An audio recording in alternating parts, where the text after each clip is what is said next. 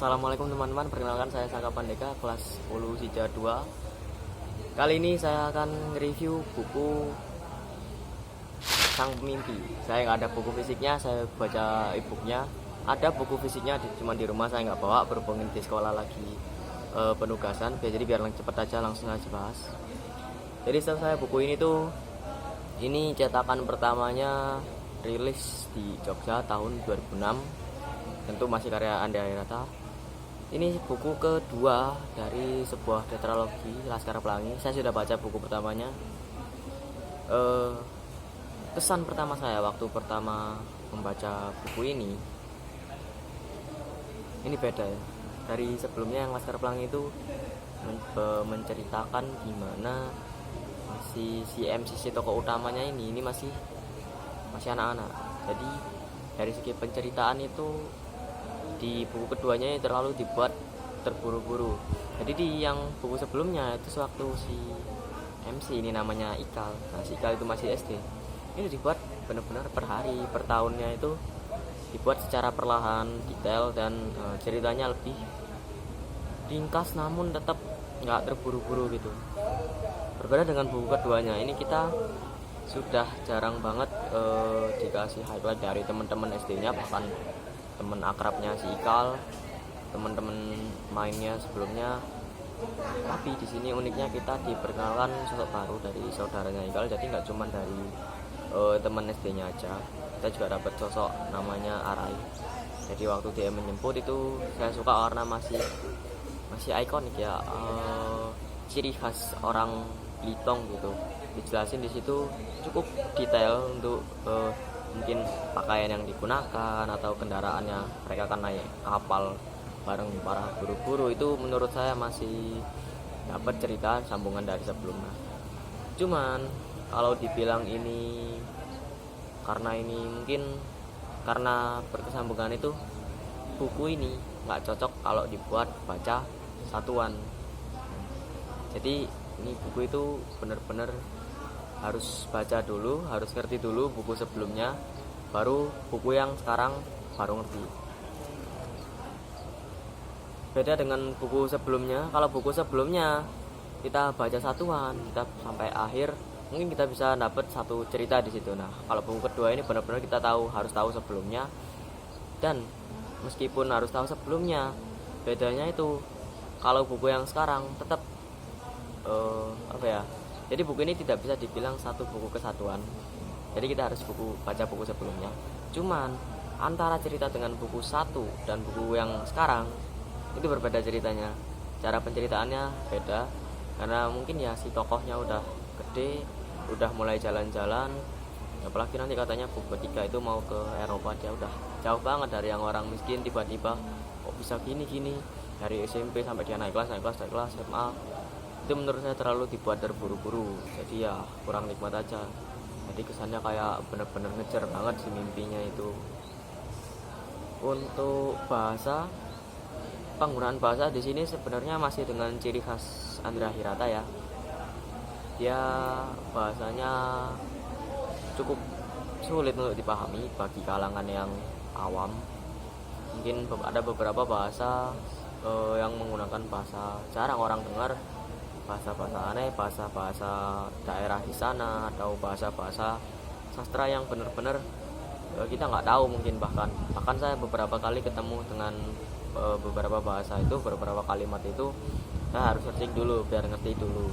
Karena kalau cuman ketemu kalimatnya, mungkin kalau kalimat nggak terlalu susah itu lanjutin aja bacanya, nanti juga lama-lama paham sendiri kan. Nah, kalau ini beda enggak, jadi benar-benar harus ngerti dulu. Soalnya kalau kita udah nggak ngerti si kalimatnya, berikutnya itu bakal susah buat ngerti. Terus di sini juga cerita bukunya ya normal lah, cerita soal remaja-remaja. Ada masih highlight ke pertemanan ya, masih utamanya. Tapi saya lebih merhatiin ke kesadarannya, karena tokoh baru yang diperkenalkan di sini benar-benar dia like si Arai ya. Cuman tetap ada bumbu percintaan, si Arai nembak itu tadi, terus drama soal ayahnya si Ikal, tentang kenaikan jabatan guru pabrik, kenaikan gaji ya. Itu masih kerasa buat feel orang orang susah di Belitung sana ya. Menurut saya masih bagus sih buku ini, cuman saya kurang merekomendasikan untuk langsung membaca di buku ini. Jadi saran saya, baca dulu buku pertamanya, pahami ceritanya, baru riset-riset buku kedua. Apakah siap untuk dibaca? Baru kalau menurutnya siap, boleh dibaca. Karena menurut saya ending di buku pertama itu sudah cukup menceritakan seorang Ikal. Nah, di buku kedua ini karena dibuat berbeda, yaitu tadi karena memang si MC-nya ini udah gede, jadi beda penceritaan. Terus lanjutannya juga menurut saya juga kurang aja, karena selain dari sisi bahasa, penulisan ini juga agak kurang. Ada beberapa cerita yang kronologinya itu nggak ditulis secara urut, jadi tiba-tiba maju mundur ini campur ya. Cuman maju mundurnya itu memang bukan yang kayak cerita flashback, bukan, jadi kayak bener-bener maju mundur aja ya. Jadi kalau baca buku ini agak susah memahaminya gitu. Intinya buku Sang Pemimpi ini cocok untuk dibaca kalangan remaja, namun bukan kalangan yang benar-benar umum atau mungkin pengen buku yang ringan-ringan. Menurut saya enggak, walaupun ini bukan buku pelajaran, bukan buku sejarah, enggak, ini cuma buku cerita fiksi. Mungkin ada nilai-nilai sejarah, nilai-nilai yang diambil dari kisah nyata, saya suka. Cuman karena penggunaan bahasa yang rumit, terus penulisan yang sedikit muter-muter, mulet gitu ya, jadi membuat buku ini agak susah untuk dipahami kalau kita nggak bener-bener paham, kalau kita nggak bener-bener baca dengan serius. Jadi buat yang pengen ngisi waktu luang, saya rasa saya sarankan di buku pertamanya aja, itu udah cukup. Baru kalau buku pertamanya udah paham, buku kedua itu pasti kalian menguasai. Jadi kalian sudah kenal beberapa tokohnya, nggak usah resolusi lagi, tuh udah cocok. Nah, itu tadi ya juga resolusi dari buku ini kurang ya.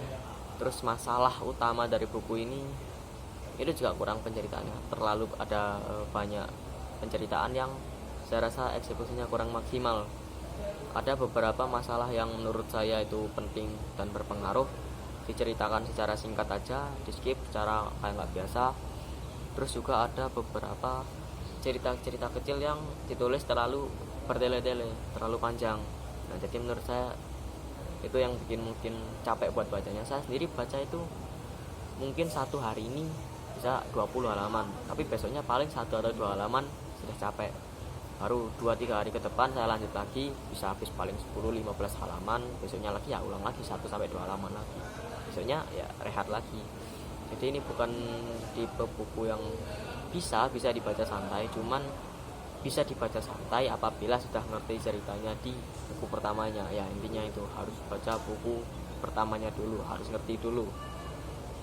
Untuk ratingnya sekiranya 1-5 saya kasih 3,8 mungkin, itu sudah cukup bagus.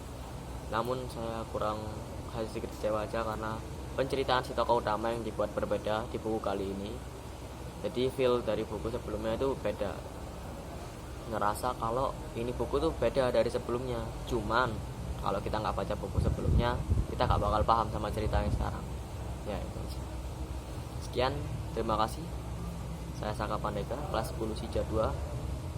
Sekian review saya tentang buku Sang Pemimpi. Assalamualaikum warahmatullahi wabarakatuh.